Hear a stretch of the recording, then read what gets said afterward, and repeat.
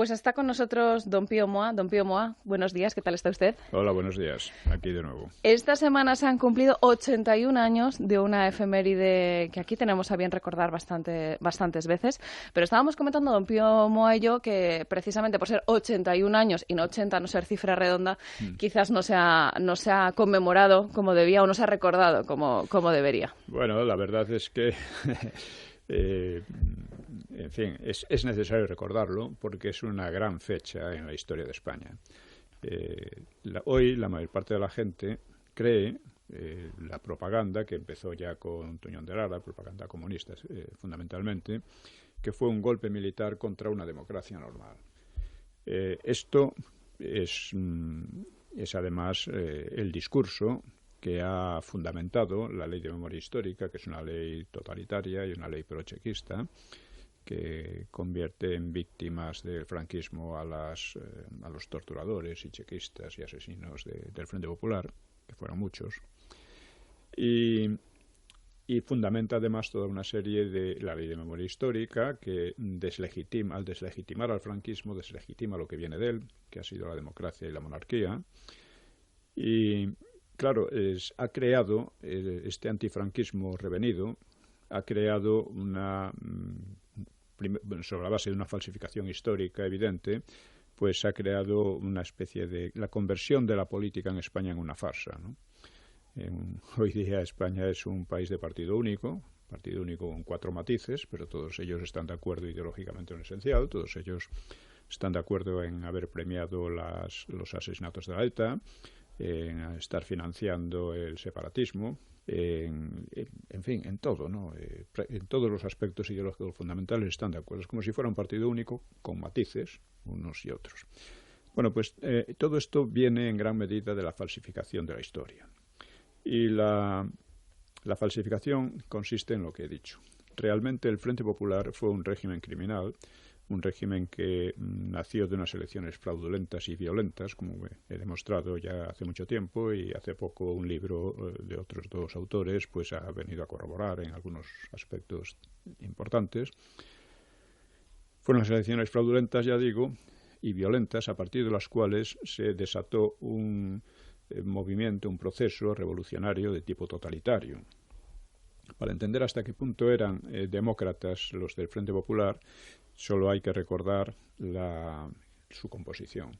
Era una alianza entre separatistas y totalitarios o golpistas.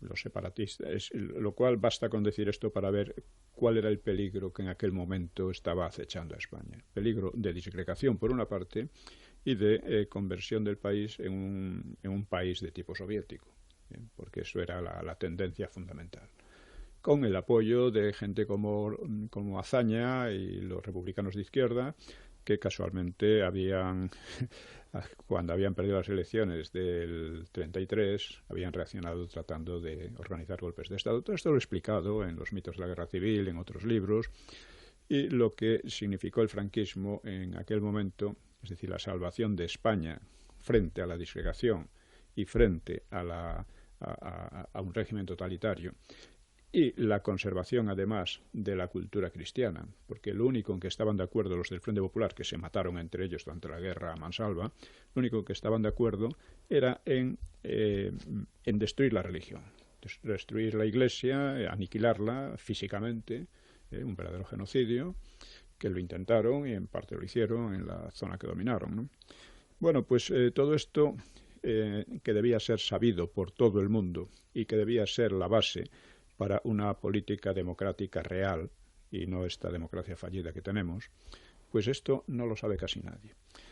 Esto está completamente documentado. He insistido en el blog que tengo, www.piomoa.es, he insistido en estos aspectos y también en el de que desde el punto de vista intelectual, digamos que los que defendemos estas posturas hemos ganado totalmente.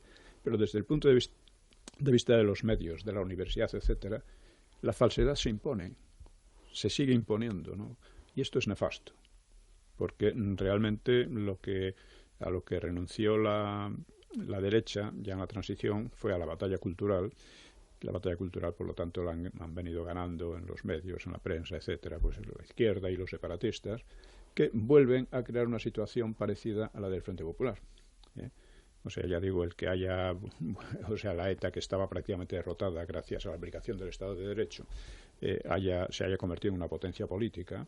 El hecho de que los separatistas hayan logrado, en primer lugar, que la presencia del Estado en Cataluña y Vascongada sea ya residual, como decía Maragall, lo cual es cierto, y que la cosa haya ido a más y más, pues esto es el mérito, por así decir, si podemos hablar de mérito, de la derecha, una derecha que ha renunciado a la batalla cultural. La batalla cultural es importantísima. Yo la estoy llevando en el terreno de la historia, sobre todo, porque ya digo, cuando una sociedad desvirtúa su historia, su propia historia, la falsifica, acepta una serie de mitos y falsedades, pues la política que resulta de ahí es también acorde, o sea, lleva a lo que llevó. El franquismo, cuando murió Franco, España ya no era la España de la República, que era una España pues con mucha miseria, con la República aumentó mucho la miseria, con unos odios terribles que hacían imposible la convivencia, ¿no? Cuando muere Franco, ya digo, España es un país muy próspero, es uno de los países con más rápido desarrollo del mundo, es una potencia industrial muy considerable, con una gran clase media, y sobre todo moderada, políticamente moderada. Los odios de la República estaban olvidados para casi todo el mundo. Y es aquí que entonces se plantea cómo evolucionar hacia la democracia, mediante reforma de la ley a la ley, desde la legitimidad franquista a la legitimidad democrática, o lo que pretendía la oposición en pleno entonces, que era la ruptura, lo que llaman la ruptura, que era enlazar no con el franquismo, que era de donde venían todas las posibilidades de una democracia real, porque una democracia en una sociedad miserable y llena de odios no funciona, claro. Bueno, pues los rupturistas querían esto, querían volver, que eran en definitiva, volvían a ser los separatistas y los totalitarios, porque el PSOE venía en plan muy totalitario, ¿no? Bueno, pues lo que querían era negar al franquismo y enlazar con el Frente Popular, que fue justamente derrotado, para bien de España, desde luego, y esto fracasó. El pueblo en el referéndum de diciembre del 76 votó mayoritariamente la reforma de la ley a la ley, en contra de la ruptura. ¿Y por qué? Pues esto demostró que la oposición, los separatistas, eran muy débiles entonces, y han necesitado decenas de años para llevarnos a esta situación de democracia fallida. Han necesitado decenas de años porque el ambiente creado por el franquismo era profundo, ¿no? Y entonces ahora nos encontramos con esto, con que unos señores que se identifican con el Frente Popular, que incluyen al PP, que han hecho del antifranquismo la garantía de la democracia, cuando es casi exactamente lo contrario, pues estos señores están de nuevo amenazando al país y llevando al país a esta situación que a mí me parece extremadamente grave, y contra la que llamo a reaccionar, porque no podemos seguir así. Esto puede terminar convirtiéndose en una especie de Venezuela. Así que yo terminaría esta intervención señalando estos puntos. Primero, el 18 de julio fue una revuelta contra un sistema despótico, criminal, un sistema que podría llevar a la disgregación de España, etcétera. Segundo, gracias a que vencieron los contrarios, los que querían una España unida, mantener la nación, querían mantener la cultura cristiana, querían mantener la propiedad privada y otras muchas cosas por el estilo, gracias a eso España pues se salvó en aquellos momentos. Y ahora los que por una mezcla de ignorancia y de mala fe ideológica han vuelto, ¿no? Están tratando de llevar a España a una situación parecida, pues son los que han hecho una democracia fallida. Antifranquismo es el cáncer de la democracia. Y hay que acabar con eso, reivindicar la historia real y reivindicar que si hay una democracia es gracias a la herencia del franquismo y no a los antifranquistas, que siempre han sido antidemócratas. Yo, don Pío, espero que no acierten el vaticinio de que España acabe como Venezuela, tal y como están las cosas. Espero que se imponga el sentido común. Ahora, yo le digo que es una esperanza que tengo, como otra cualquiera podría tener, pero no. la cosa pinta mal, sobre todo en sitios como en Cataluña, donde, como ha señalado don Pío Moa, pues la cosa está tan tensa que esperemos en que no acaben en este tipo de revueltas que desgraciadamente ya hemos vivido en el pasado Y parece que no aprendemos, don Pío.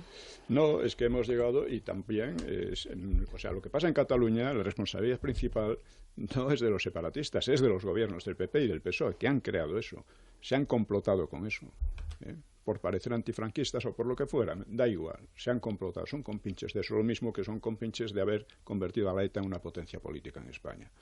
Y son en gran parte también responsables, el PP en concreto, del auge de fuerzas como Podemos o de la radicalización del PSOE, porque en definitiva, ¿quién ha facilitado a Podemos todos los medios de masas y toda esa proyección mediática que ha tenido en estos años últimos? Pues el PP. ¿Por qué? Porque eso asustaba a los votantes y hacía que muchos que habían decidido no votar más al PP hayan vuelto a votar al PP como un supuesto mal menor. En realidad es un juego nefasto, un círculo vicioso, y si no salimos de él, pues esto no hará más que empeorar. Esperemos que no sea así, don Pío. Muchísimas gracias por estar con nosotros un fin de semana más y hasta la semana que viene. Hasta la semana que viene.